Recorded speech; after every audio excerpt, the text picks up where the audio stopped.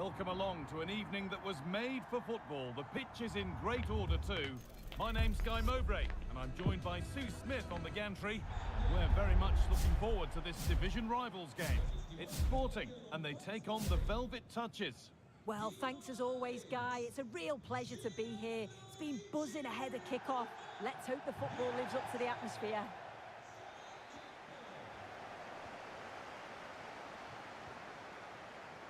Turkey. This is today's Sporting lineup.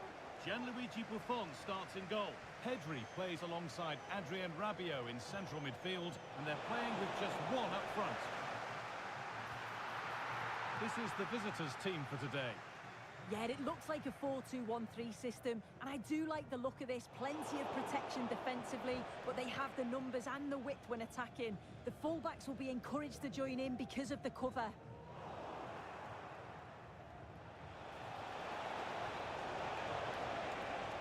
Chance to cross here.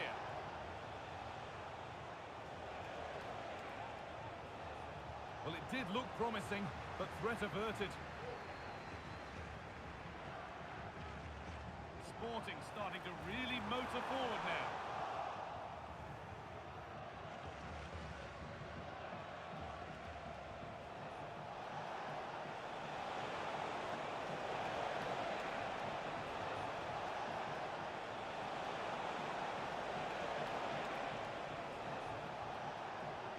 Zanetti.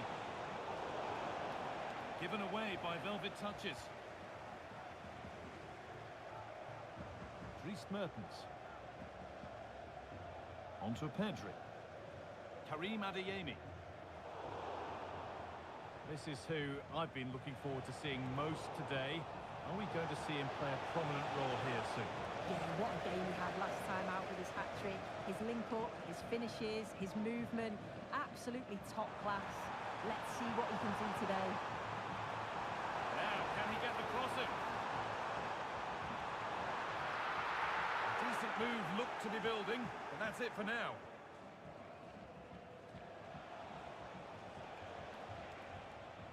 Kira Walsh. What a chance here! No, get the come on. Come on. Could she have put her laces through that? She decided to place it, and she'll definitely be gutted that that didn't go in.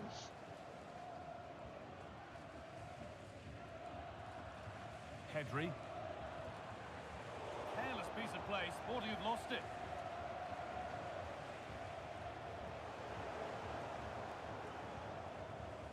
Turkey. Now Mertens. That's a good ball. Oh, it's offside. So close to getting in there for the chance.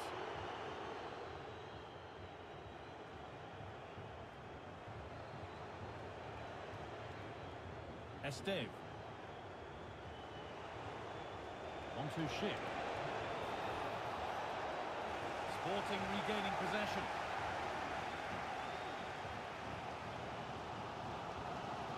Pedri. Here's Gosens.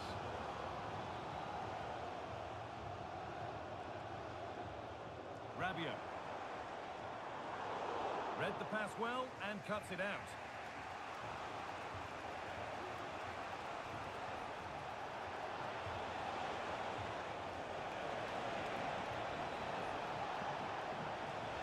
Good patient build-up, but not quite the end product. Gosens. Onto Pedri. Adrien Rabiot.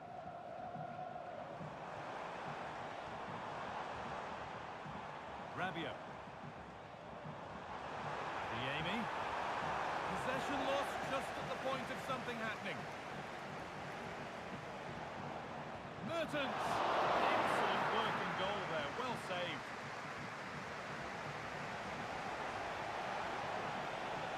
Not getting close enough here.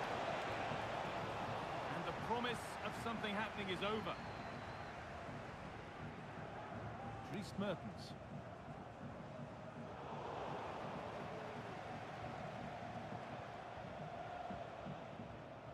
Right idea, wrong execution, I'm afraid. Rabiot. Cherky. Dries Mertens. And the velvet touches come away with it.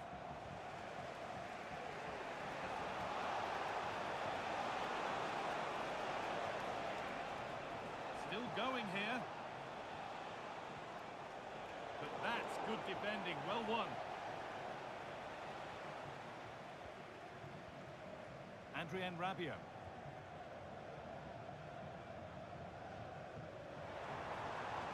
Dries Mertens. Oh, they've lost it. The attack is over.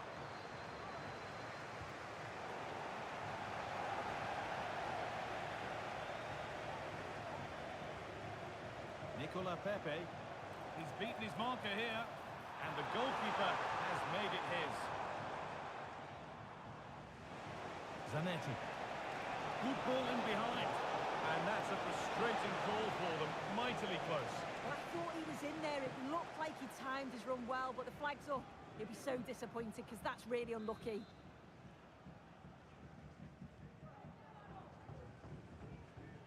Dries Mertens. Well read to gain possession.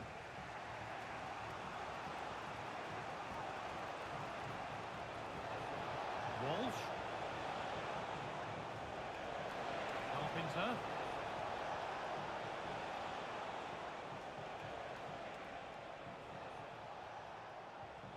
Zanetti. Great defending. And that's going to be it for the first 45 minutes.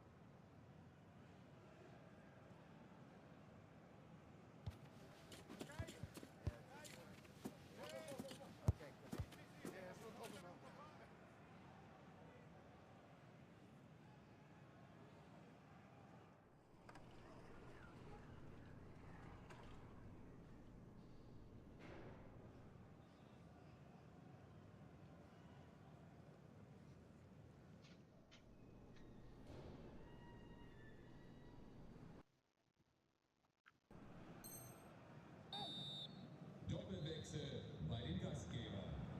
Vom Feld gegangen, die Nummer 7. There's the restart with the hope that the second half gives us a goal or two.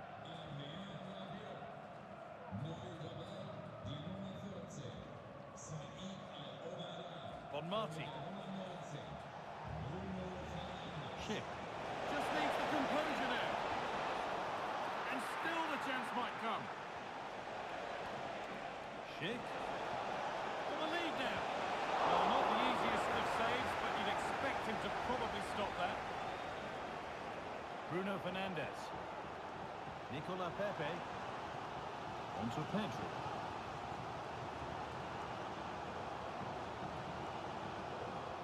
Upamecano. Velvet touches with the ball again.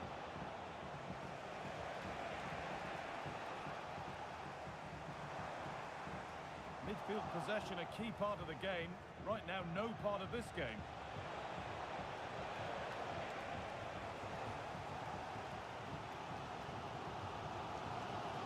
Upamecano. Sol Campbell. Turnaround in possession. Excellent positioning. Schick. Well, what a place to lose the ball just when the chance was on. Aitana Bonmati. Zanetti.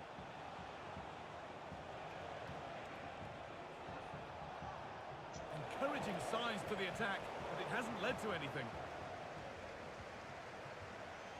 He hasn't hit the heights we know he's capable of to this point. It can only get better from here on in. There's definitely more to come from him. He's just been a bit quiet, and at times he's made decent runs, but his teammates just haven't found him. I'm sure if he gets a chance in the second half, he'll take it. Great rhythm, there's a real flow here. Schick. Good work from Sporting to win back the ball. Dries Mertens. On to Pedri. Really nicely played. What can they do with this now? Put them ahead.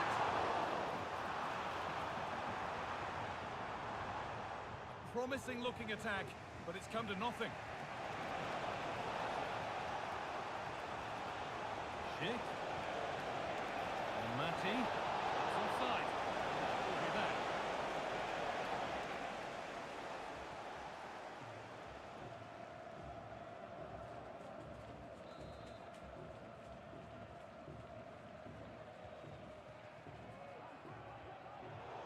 Switched on and ready to intercept there.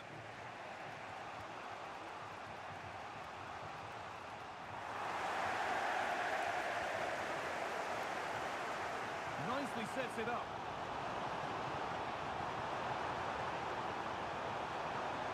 Oh, good defending, just when it was looking threatening.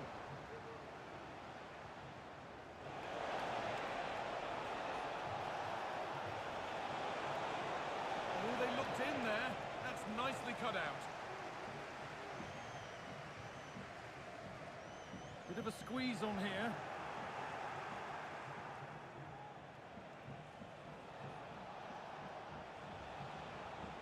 Sporting recovering possession well. There's a chance for them to go now.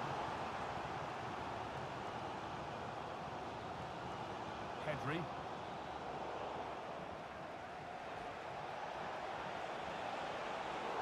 And not a lot of respect for fair play there. The ref will surely take action.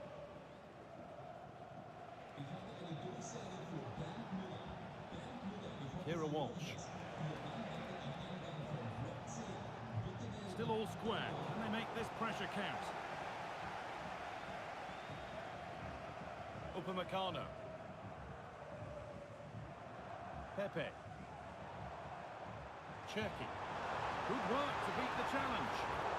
Well, spoke too soon. Good recovery to win back possession.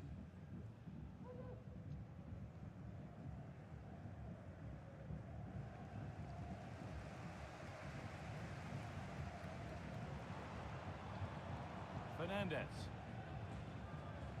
On to Pedri.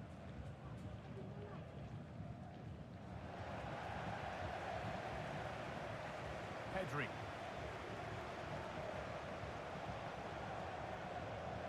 Bruno Fernandez. Alawaira. Given away by Sporting.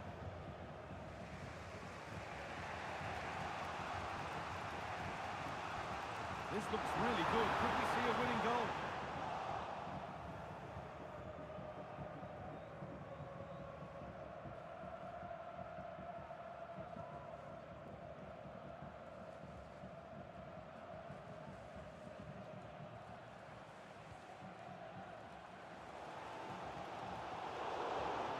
Possession is back with the Velvet Touches.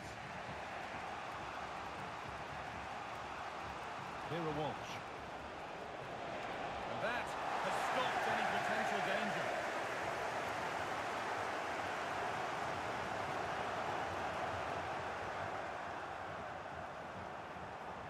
Aitana Bonmati.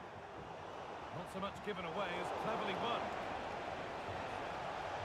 What a chance here! Oh, what a tackle to break up the play! Nicola Pepe.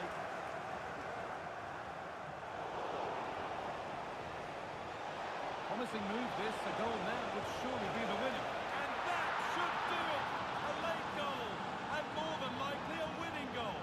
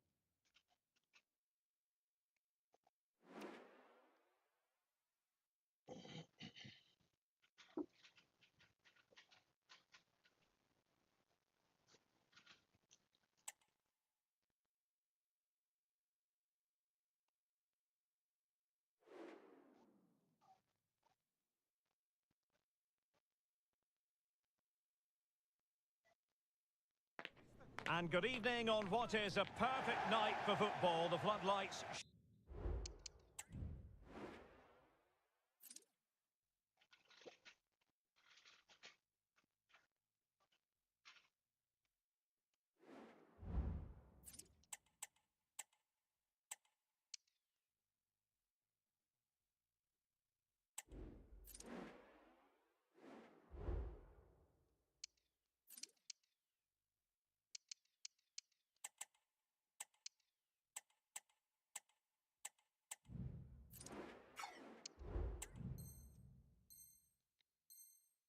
Shining down on the players as we speak.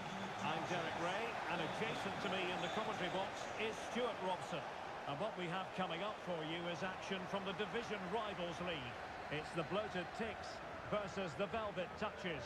Well, Derek, they're playing well at the moment, aren't they? They look sharp, they're inventive, and they work really hard. They'll take some beating today, that's for sure. And a look at the starting 11 for the Bloated Ticks. Camille Abili starts alongside Frankie de Jong in the centre of midfield.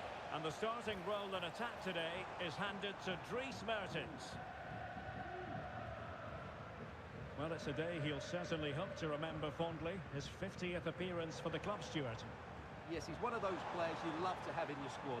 The sort of player the manager can depend on to give a solid... And a goal! Not wasting much time today. They strike first. And back underway. 1-0 it is. Javier Zanetti. And Hasegawa. Pivotal moment defensively. Alphonso Davies. Abili. It's with Anderson Talisca. Rabiot. Now Rabiot. Anderson Talisca. Mertens.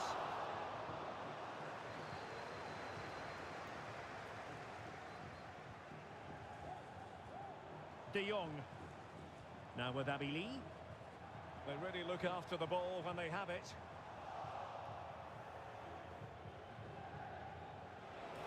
And the Velvet Touches finding space on the flank. And there she is, in with a chance. Still alive. And they could face difficulties here.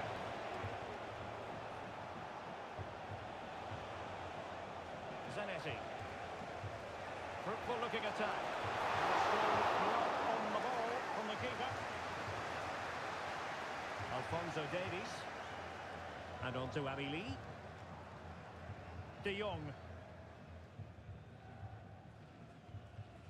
Rabiot. Ansu Fati.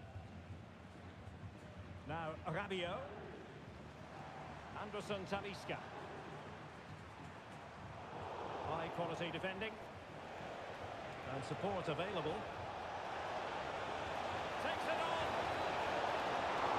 And striking the post. Frankie de Jong.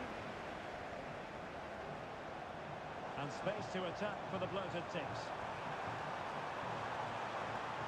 He's keen on cutting in. Could be! And the goalkeeper has outdone himself with that save.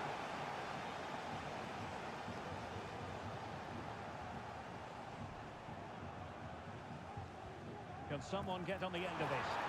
And the keeper left us in no doubt that that was always going to be his ball.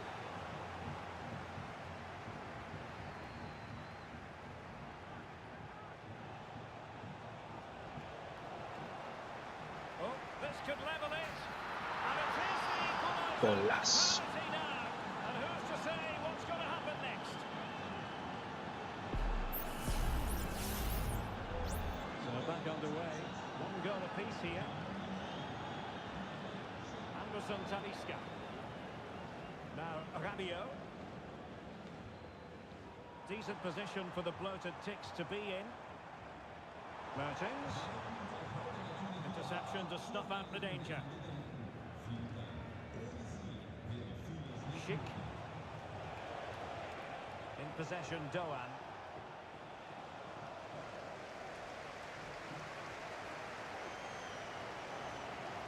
De Jong. Now Rabiot. Can she find the right pass? De Jong.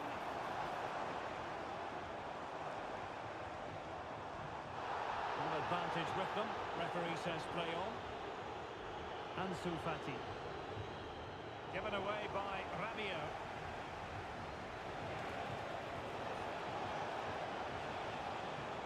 Schick.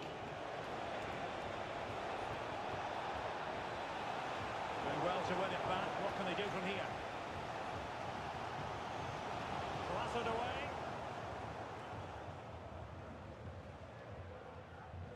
Ansu Fati. Frankie de Jong. But a pass that lacks quality.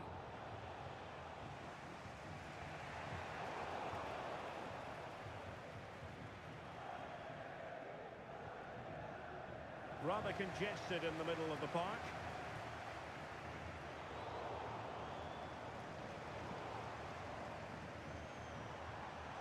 Talisca! Well, we gave it the big build-up, but he didn't quite deliver on his promise.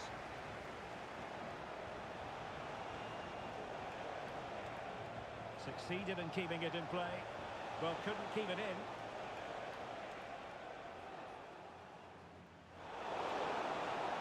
And playing it back. Can they forge ahead? They do! And you've got to say they're good value for the lead.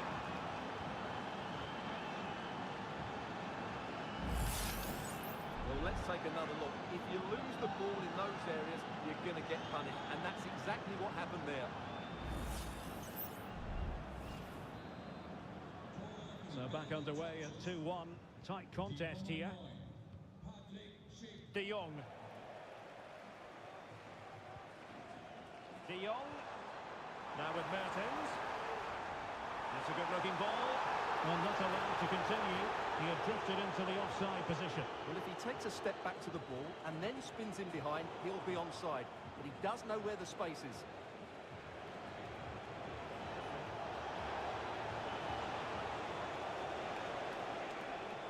If you're wondering about stoppage time, 1 minute to be added on. Mertens. Camille Abili. De Jong. And with that, the first half draws to a close.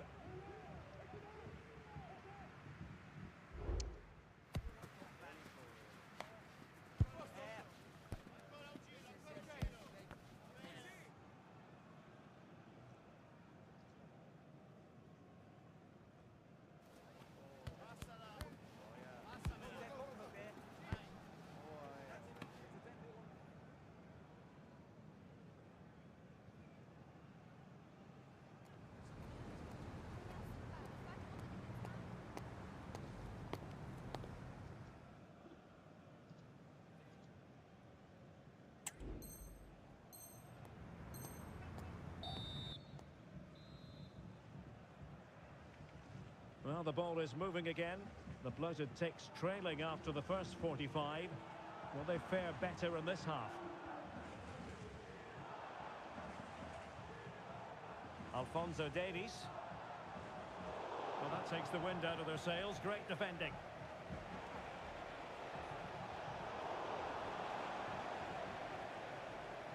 Teammates available.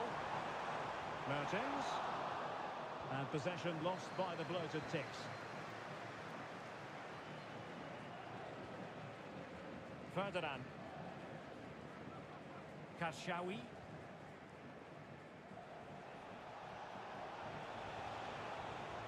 This attack looks highly promising.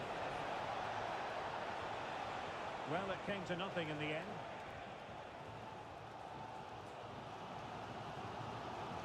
Ansu Fati. And the ball with Alphonso Davies.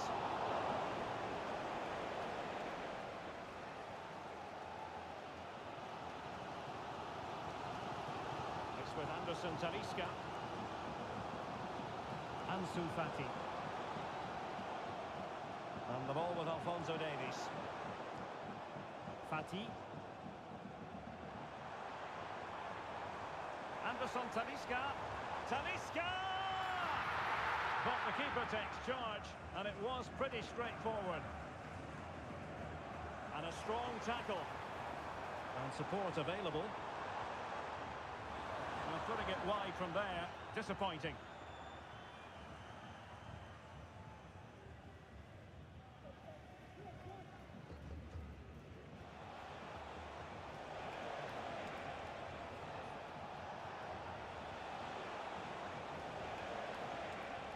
Kira Walsh. Just the challenge that was required.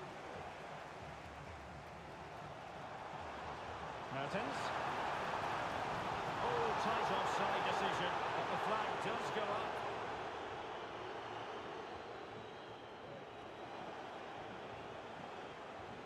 Aitana Bonmati.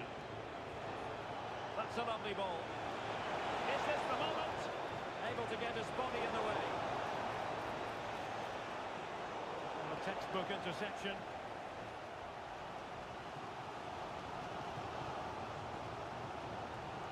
Abili.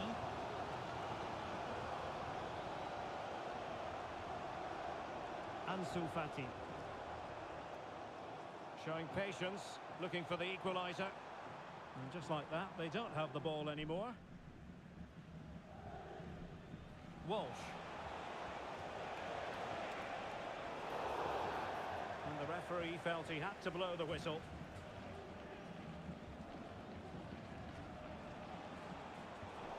Intercepting it intelligently.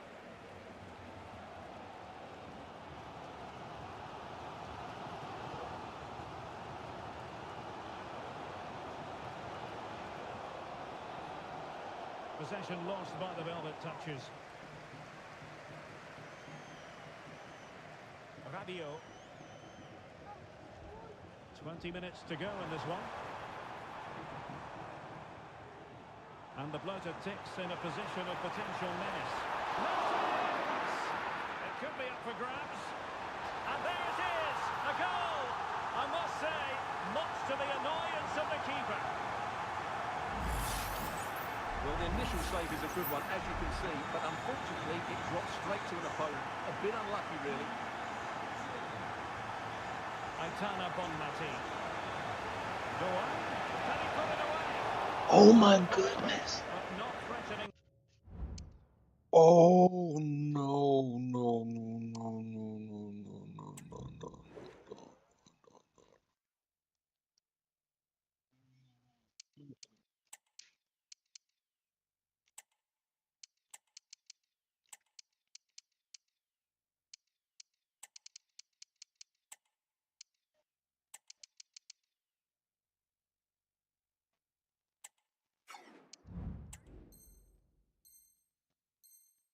The goalkeeper, and he'll be disappointed.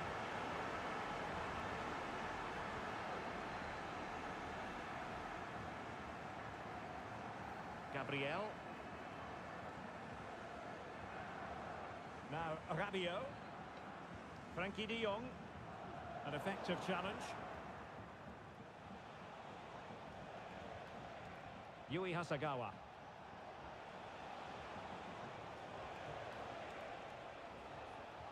Zanetti. Hasagawa. Well, it's one pass after another. Doan.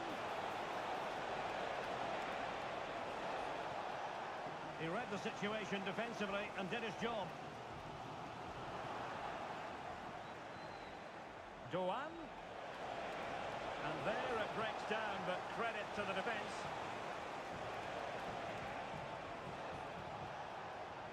Well, possession keeps on changing hands. That's problematic. Oh, good vision from Ali Lee.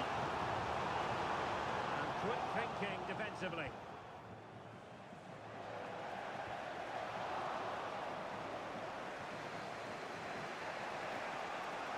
Sakina Karshawi. 5 minutes of the 90 still to go, and the teams cannot be separated. Ansu Fati. Now with Mertens. Good tackle. Kamavinga. Here's Hasagawa. still pushing for what could be a winner. Can they convert? Oh, good hit. No! Oh my goodness!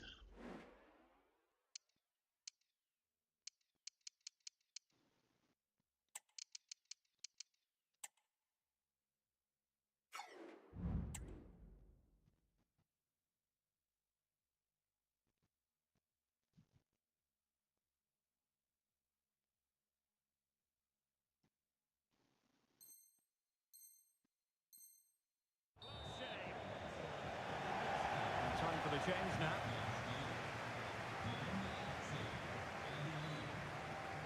Fati. It's now with Van de Beek.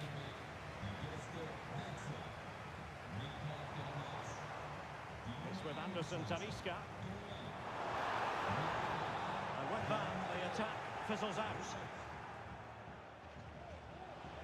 Can they nudge in front late on here? And there is the referee's whistle for full time.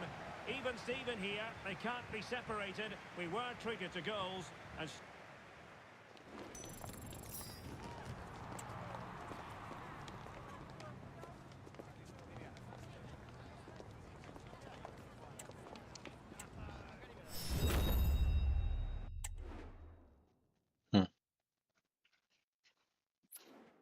Okay, let's try again.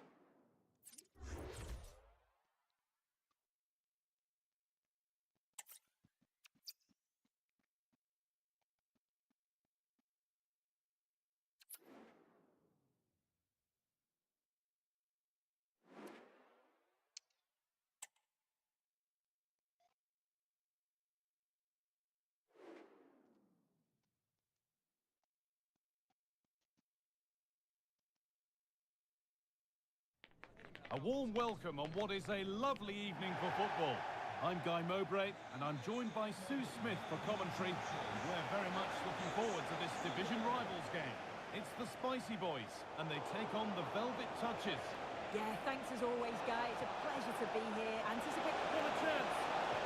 And there it is! 1-0 already!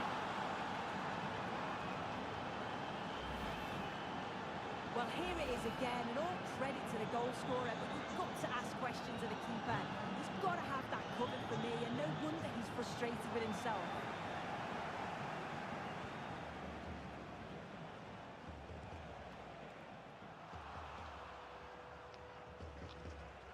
That will be a throw-in now.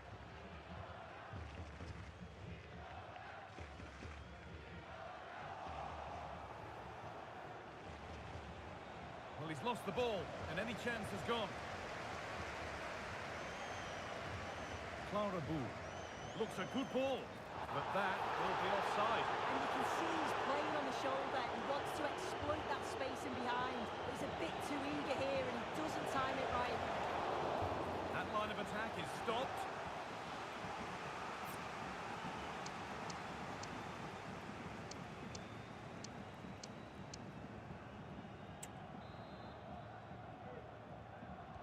It's put into the middle. Oh, not quite fully away here. Not the end to the move they were looking for. Cherky.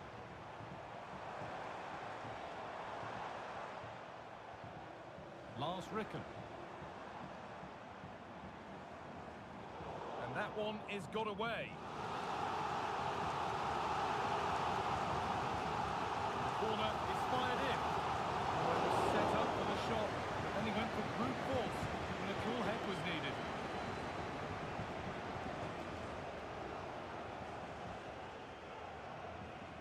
And Spicy Boys have lost the ball.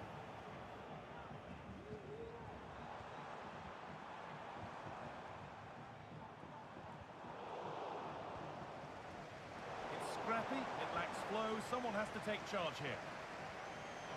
And that has stopped any potential danger.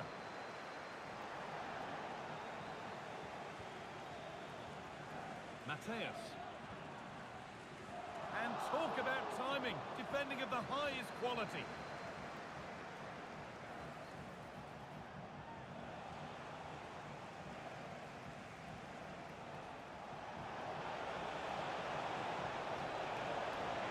The shot, and the keeper's done really well to keep that out.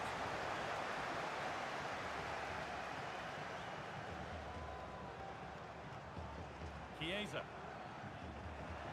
Velvet Touches have it back.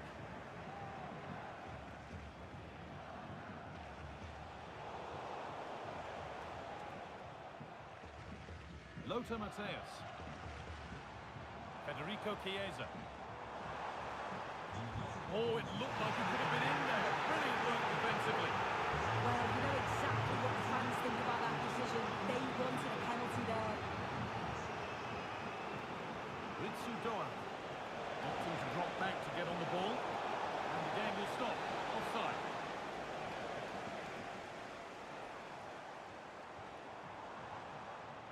Decent looking attack, this.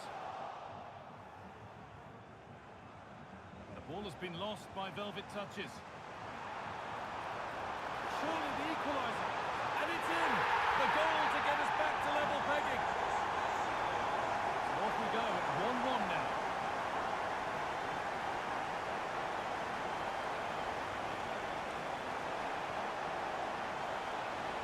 Ellie Carpenter.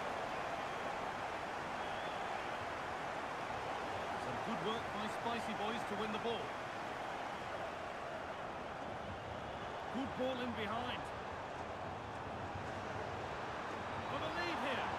Oh, crucial tackle to deal with the danger.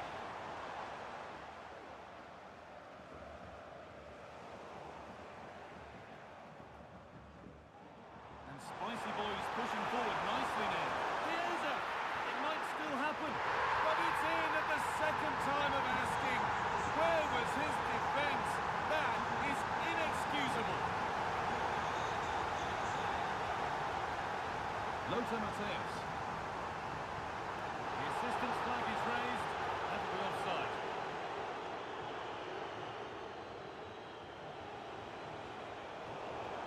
Oh, that's been won really smartly.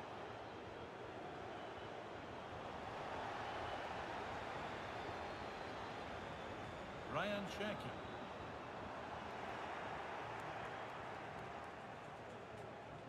And Spicy Boys have won it back. Cherki. Oh, and he's left his man behind. A nice cutback.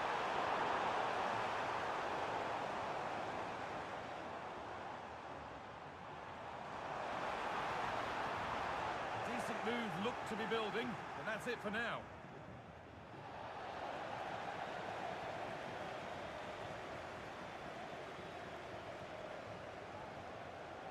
Lars Ricken. Lothar Matthäus.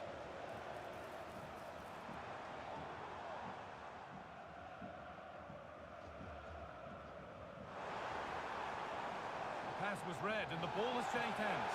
Well, if you go to ground like that and don't get the ball, you will rightly get a card.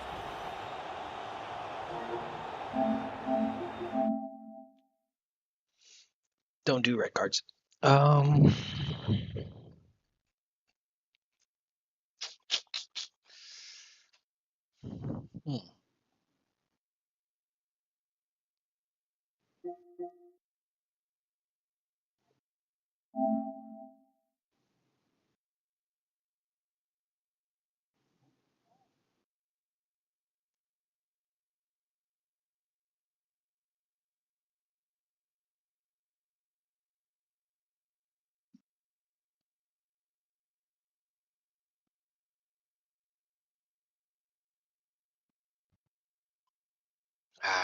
Let me try to progress Sekiro while I'm on YouTube.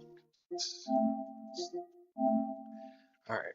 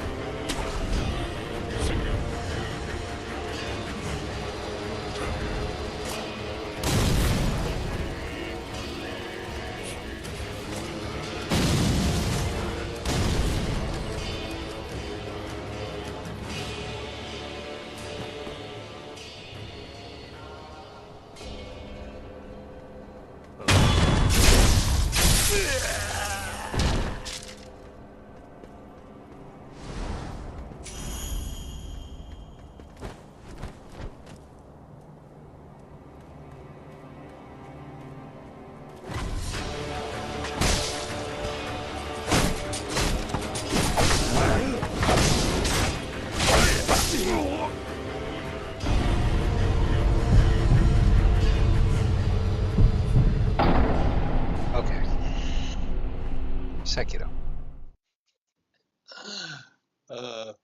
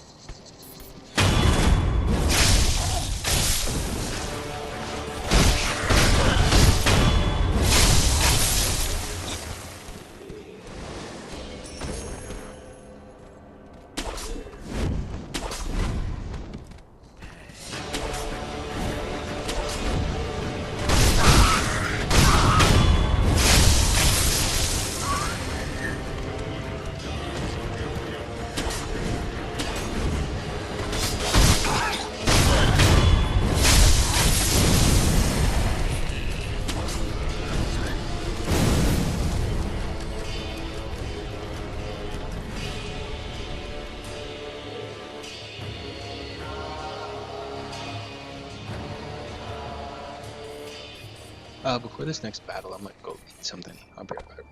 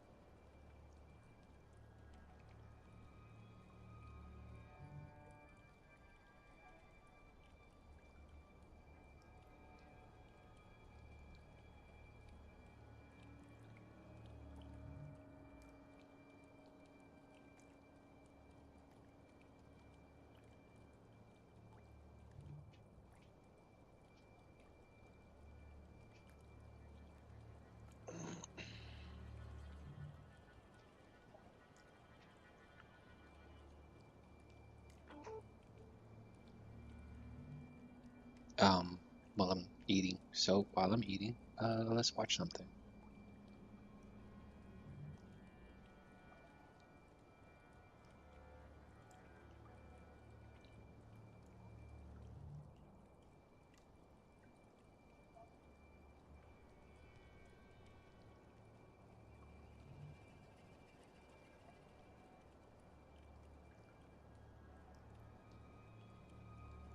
Honest reporting. Tell why should people join us on May 15th?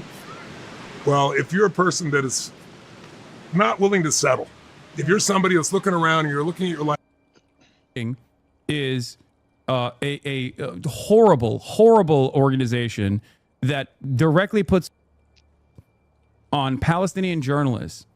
And it's insane that Ethan actually posted honest reporting on his Instagram story, and then 2 days later they're reporting that had placed on one of the most beloved photojournalists in Gaza, Hassan.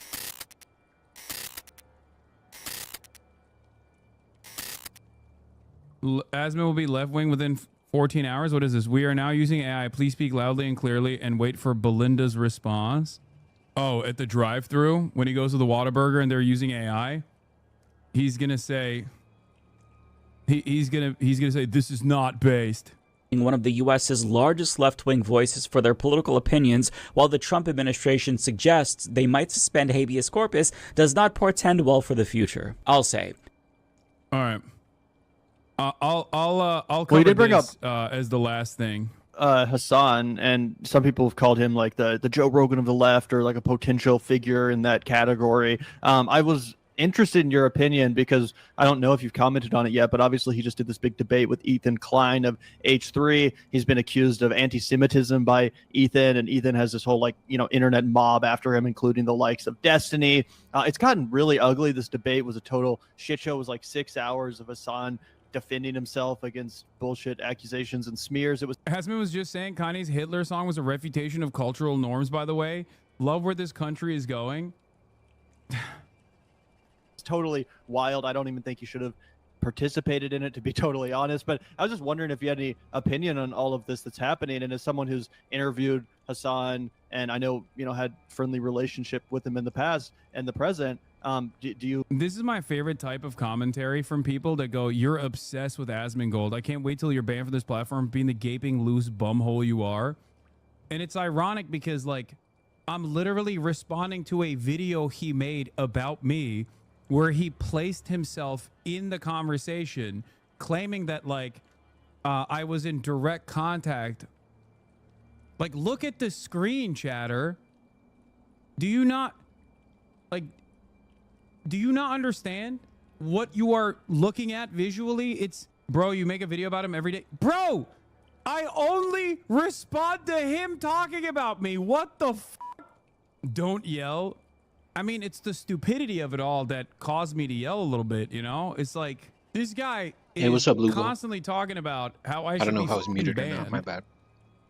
And talking about how it was actually awesome that CBP came after me for First Amendment protected speech, not realizing that his fans as well, in a way that they won't enjoy it. And when I talk about it, it's like, he's the guy that says still more views than you. The left, maybe more libs, to be honest, than you tried to cancel deplatform people for the past 10 years. Now you don't think this is the reason for swinging the other way. The only real attacks against the First Amendment for the past 10 years, as in the government actually making certain types of speech illegal and not private platforms taking decisions, even though Asmongold will regularly complain about that as well. This was another great example of this. Mudahar, rent-free Lamau.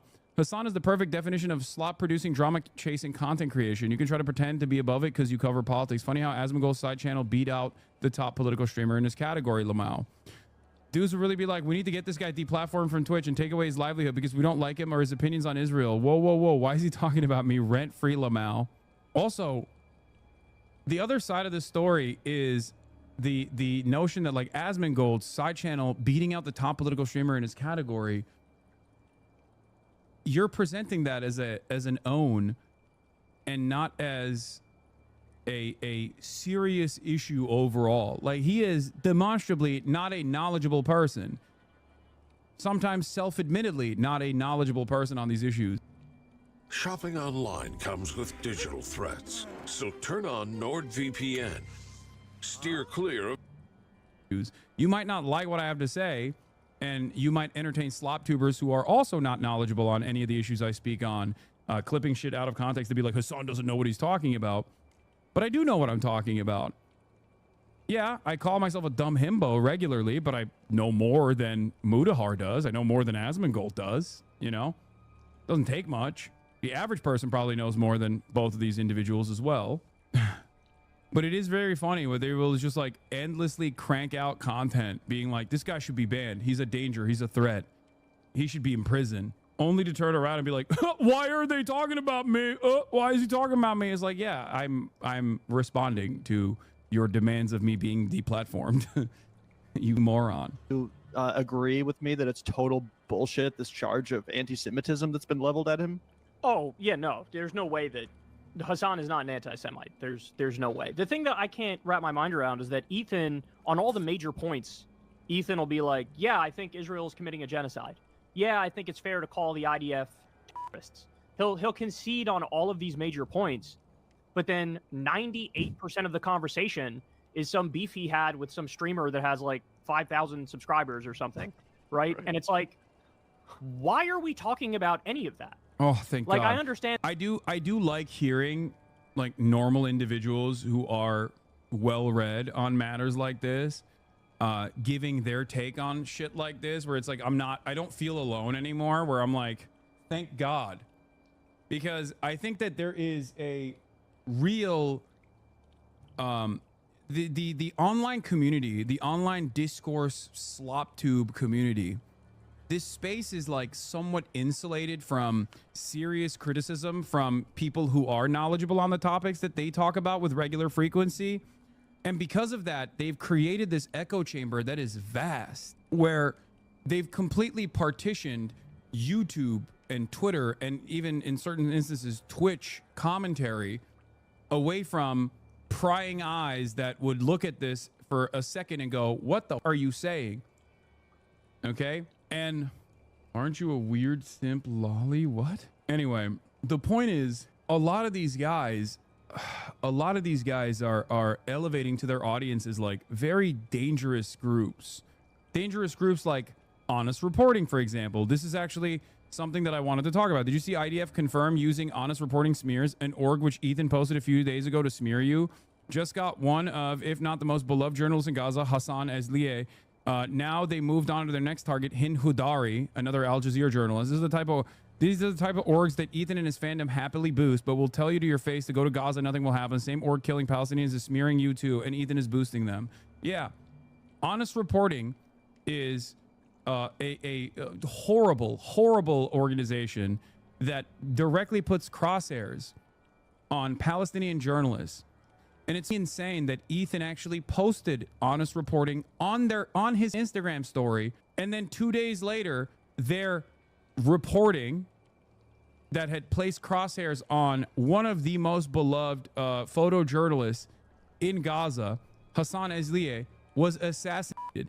They initially fired on his tent and burned him and permanently scarred him, and he was in a burn unit inside of the Nasser hospital in the Gaza Strip, and they killed him in the hospital when he was in a hospital bed. That's what Israel did last night. They bombed yet another hospital. That is the stalwart ally of Palestinians, Ethan Klein. That is who he is elevating on his Instagram posts. And then he has the audacity of Palestine to his dumb fuck audience. What? The fact that the genocide part, the third largest party, is calling for actively promoting it, and refugees offered due to land grabbing and the fear of being the new Zimbabwe. What? Are you at? Oh, dude, I have fucking chatters in here that are defending the white genocide happening in South Africa. It's like saying that that's actually happening in South Africa. Your discussions on the Middle East I find informing since I don't know much about it, hence my lack of opinion on the matter, but your dismissal of what's going on in South Africa shows a lack of knowledge about the matter. No, my dismissal of what's going on in South Africa is because I'm not a fucking white supremacist. Hassan needs to be investigated by the FBI. Boo-hoo. Yeah. Hey, bitch, I'm a white South African. Tell me I'm being genocided. He said that the fears of turning into Zimbabwe when talking about... Dude, he said... There are real fears amongst white South Africans, okay, of turning South Africa into Zimbabwe. If you don't understand what that person's political position is here, okay, I don't know what to tell you. That's, okay. Where was I? Oh, here. And that he takes it personally and he feels offended by people saying whatever. But, like, if you are conceding that the core of the issue is there is a genocide currently being done against innocent Palestinians on a daily basis. They're being starved to death. They're being carpet bombed. We're talking minimum 50,000 dead Palestinians. The real number could be as high as 200,000, 90% of which are innocent civilians. Then to focus solely on your personal beef over things you felt were misconstrued about your opinion or whatever, that, like, then you are taking your eye off the ball. You're no longer talking about. This is precisely what I communicated to Ethan in our conversation. Break free with the new Opera GX, the browser that puts you in control with a brand new design that frees up even more pixels for personalization and an inventory of features to up your as well, which I thought would at least like penetrate the consciousness of his audience, which I was wrong about. That it did not. They did not give a shit. The main issue here, and it comes across as incredibly petty, incredibly vindictive, incredibly self-aggrandizing and unserious. And that's why you see these weird dividing lines now, where even though Ethan says, yeah, they're committing a genocide, well, all the people who are cheering for you in this whole debate thing, they don't seem to think it's a genocide. You're attracting a lot of the most psychotic Zionists in the country to cheerlead for your cause, because instead of talking about the actual genocide, the actual issue as such, you're talking about all these personal bones you have to pick with Hassan and calling him an anti-Semite and talking about other streamers that you think are unfair to you. Like, I'm sorry, bro. Nobody gives a fuck about your feelings. I'm sorry. Nobody cares. And look, I'm not just saying that about him. Nobody gives a fuck about my feelings. Nobody cares about your guys' feelings. Who cares about feelings? Yeah. What does that have anything to do with the fact that there's a fucking historic atrocity going on right in front of our eyes? And if we're going to have that conversation, let's have that conversation, right? Let's not get lost in the weeds of whether or not it was okay for Hassan to interview a guy that they say is a Houthi, but Hassan says is not a Houthi. That's you're laundering the image of terrorism. Because functionally you end up bolstering the right-wing narrative and Trumpism at a moment when they are literally rounding up pro-Palestine protesters and locking them up. So another point that I also raised with Ethan, once again, they got lost in the sauce. Talking about those things, you're fucking missing it, and you've lost your mind. Yeah, I totally agree with that. I think it's completely beneath Hassan to entertain any of this nonsense. I think you've also genuinely liked Ethan. That's the thing, is like they actually had a friendship. They actually did a show together. I can sympathize with Hassan's perspective that he feels like, look, the guy I knew is still somewhere in there. I'm gonna try to get that guy out. I'm gonna do the best I can to get to that conclusion. I can sympathize with that because I went through that myself with that period when TYT hated me and Jimmy Dore hated me, and I'm out there trying to be the enlightened centrist in their feud. And like I also thought, hey, if I just tell it like it is and I'm sympathetic, then I can get through to Jimmy, I can get through to TYT or whatever. And then, eventually what you found out, me in the case of Jimmy, him in the case with Ethan, is like, no, man, some people, you're just not going to fucking get through to them. It's just not going to happen. Doesn't matter how correct you are, doesn't matter how factual you are, they're just going to go right back to their petty grievances. Yeah, well, in my opinion, that's a great... I think it's time to stop treating Ethan like someone who's lost his way but is on the right side. He simply is not. No, I know that. I know that. I understand that. At this point, my goal is to at least... Like, I don't even give a shit if his fan base leaves him or whatever. I just don't want them to constantly play a role, inadvertently or deliberately play a role in Hasbro. That's it. They're spreading a lot of dangerous misinformation while simultaneously assuming that they're also pro-Palestine. And this was a way for me to try to get them to question, like, wait, if Ethan and Hassan are in agreement, like, why the fuck does he care about all this petty shit? Like, he keeps trying to defend that by being like, well, you can believe two things at the same time. You can argue about two things at the same time. But it's like, your only commentary on the issue of Israel's genocide revolves around your own personal feelings and how wrong do you think you are by random content creators online that are actually advocating for Palestinian emancipation. That's it.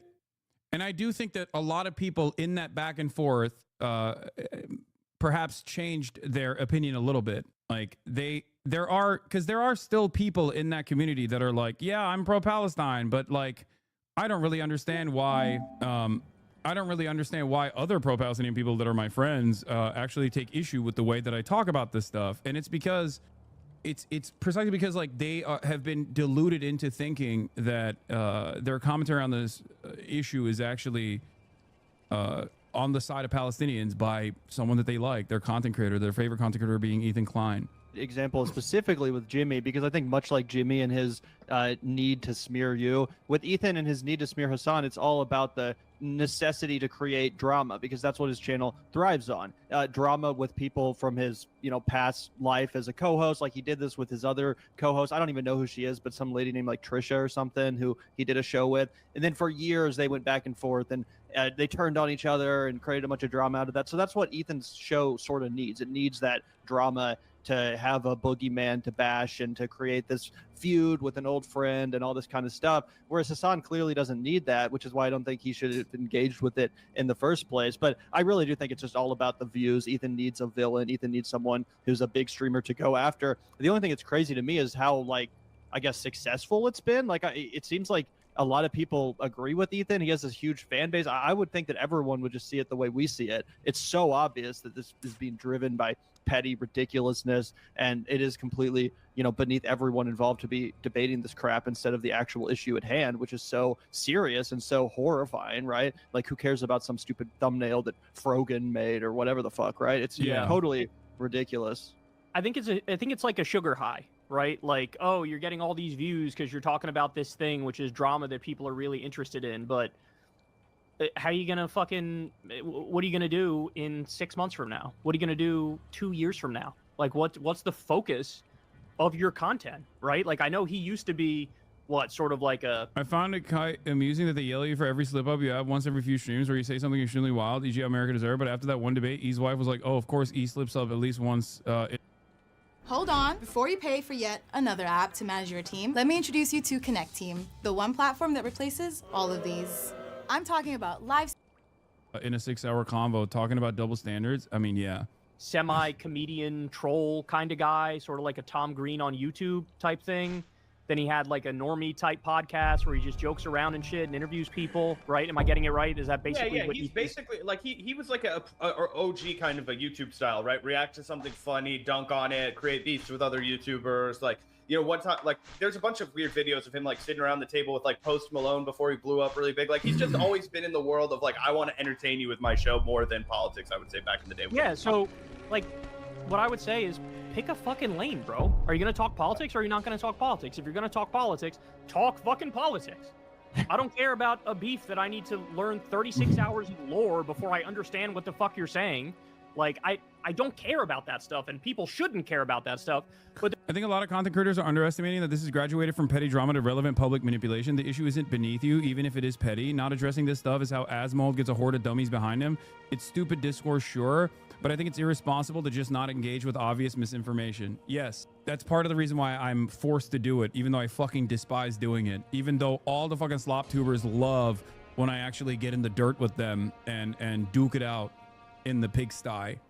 But the unfortunate reality is that there are a shit ton there are a shit ton of people that are completely uninformed about this stuff. And my job, the way I see it, like my purpose, my goal is to reach those people and hope that they can maintain some semblance of charitability so they can at least like find a new perspective.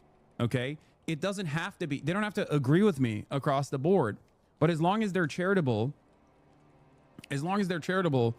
and hear a different framework, a different way of looking at these issues instead of the steady garbage that they feed themselves, I think that there is an opportunity there to change their minds. Politics is now fully about personalities, Bernie versus Trump rather than democratic socialism versus fascism. It's how we as humans personify these movements. We either talk in the terms the masses are interacting with or we lose. Kind of.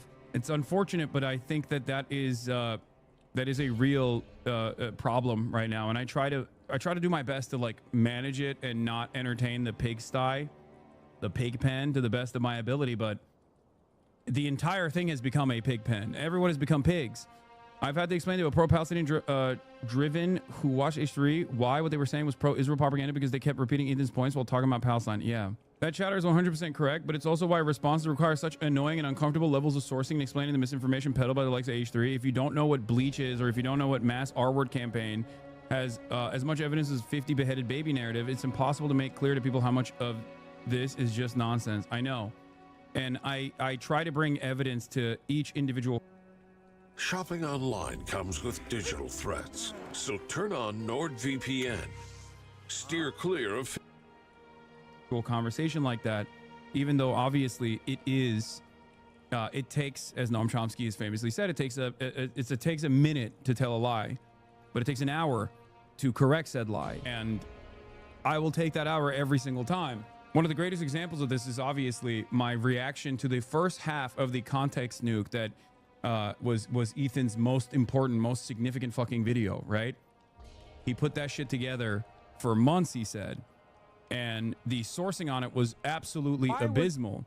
It took me 8 hours and 51 minutes to react to the first 1 hour because I basically went through each individual complaint that he brought forward and showed expanded context on all of the clips. And I didn't even get to every single one, but I tried to do my very best to cover virtually every single clip that I thought was relevant and important to address, okay? I tried to do my very best to also just fundraise for an important cause as well. Another thing that he was trying to ruin, which was fundraising for charity. Gonna be real, bro. Most people do not have the emotional intelligence to understand things from a left-wing perspective. It requires they become capable of putting themselves in the shoes of repressed people.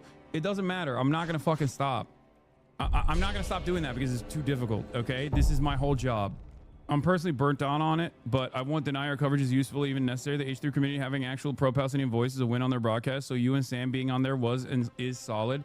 It's just hard to watch because of Ethan. Yeah. And I don't know how much, those, like, I don't know whether or not those efforts were futile or not. Okay? I don't know. But I'm sure there were plenty of people that were moved. But there's also, you know, a pretty sizable Hassan hatred community, right? I mean, That's what blows my mind. It just seems like he's so obviously the one in the right here.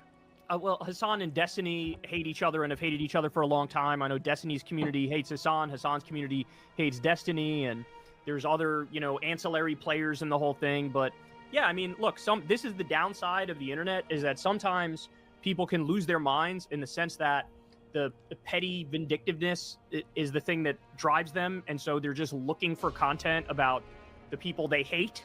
Right. And it becomes really, politics is ancillary to that. It's really got nothing to do with that. You know what I'm saying? And so I think that's effectively what's happening. But again, in the long term, like, what the fuck gets accomplished? Like, what's going to happen? See, I stopped watching H3 after the Sam Cedar debate. Been a longtime fan of both him and you. There you go. There are people out there who have had their opinions challenged in the process. And due to people making reasonable arguments in the face of someone who is being incredibly unreasonable, like optically unreasonable and petty, given how serious the situation is, depending on the empathy that they can demonstrate, they've had their minds changed. And I think it's important because, like, if you don't give a fuck, if you simply see it as like putting a black square on your Instagram, right? If you look at, if your advocacy for Palestinians just revolves around saying that you're anti-genocide and that's it, but you don't actually give a fuck, you actually don't give a real fuck about the children that are being murdered on a daily fucking basis, then yeah, you can hyper focus on the drama aspect of it all. But there are still plenty of people who do actually care about this. That's why this needle has shifted so dramatically in the direction of Palestinians. happen? What are you still going to be talking about Hassan a year from now? Are you going to be talking about Hassan 2 years from now? Or are you going to pick the political lane and cover the news and give your opinion? Or are you going to go back to doing some like semi-comedy type shit? You got to pick a lane and you got to do it. But like, even from a personal perspective, bro, like if you're engaging in this sort of shit, you got to feel horrible. Like you got to feel like shit. Like there's nothing fulfilling about arguing for 4 or 5 hours with somebody you used to be friends with about petty shit. Like who cares? That's what Like, I'm why- saying, bro. Even as the drama channel, like I was sitting there, like this is completely pointless. This is the opposite of productive. Nothing is being accomplished here. These people are not. Your channel will fall like the Ottoman Empire did. Asmin is tired of winning. Mal-Marxism detected. Mal-Marxism detected. Okay, don't ban guys like that. That guy's funny. Not even like making amends or anything. It's just ugly. I did not enjoy it. I frankly couldn't stand watching that debate. I had to turn it off at a certain point. I had to like rage quit. It was just so uncomfortable. And again, we love drama over here. We don't shy away from that stuff at all. Yeah, but you know, to your point, it's got to serve a broader purpose, right? There's got to be some core in there that's actually about politics or policy or morality, or you know, it can't just be drama for the sake of drama or hatred for the sake of hatred. It's just that really is like the worst of people, you know?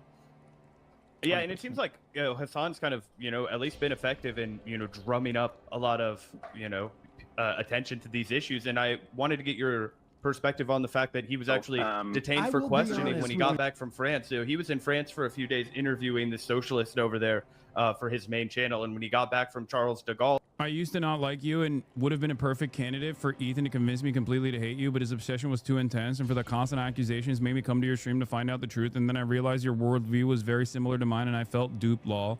This happens a lot more than people think. This is precisely the reason why I do what I do, for the record.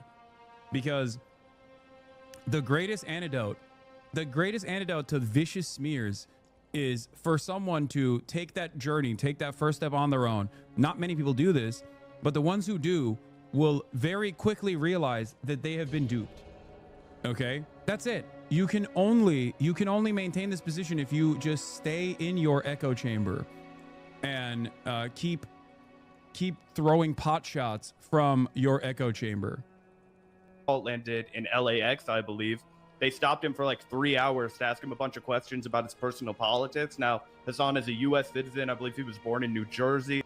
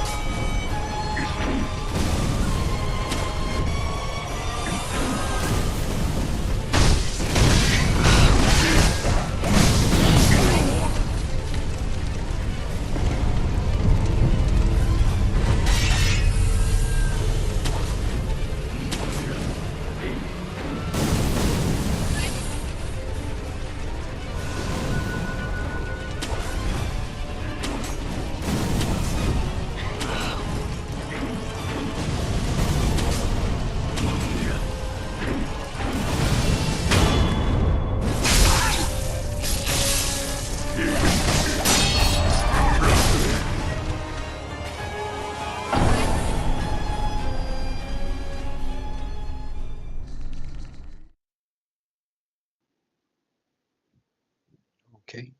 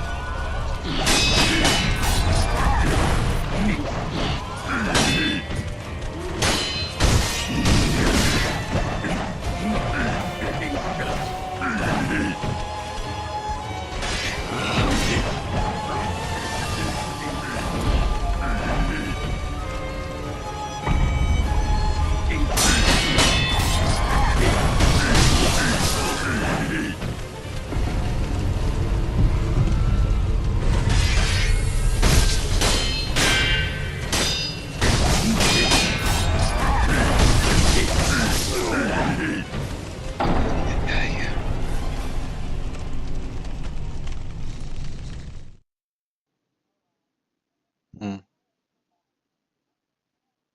Yep, yep, yep.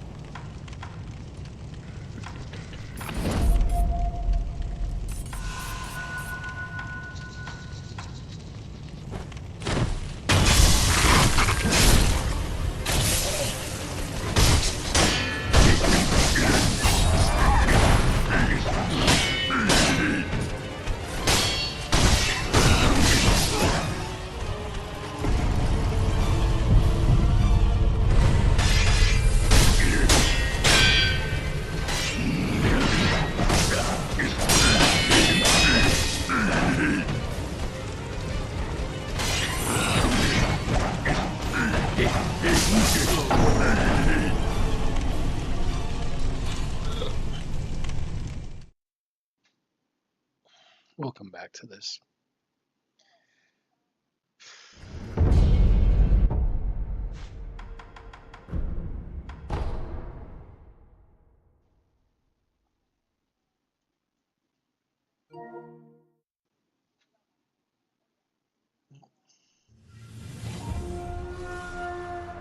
Well, that'll be it for YouTube.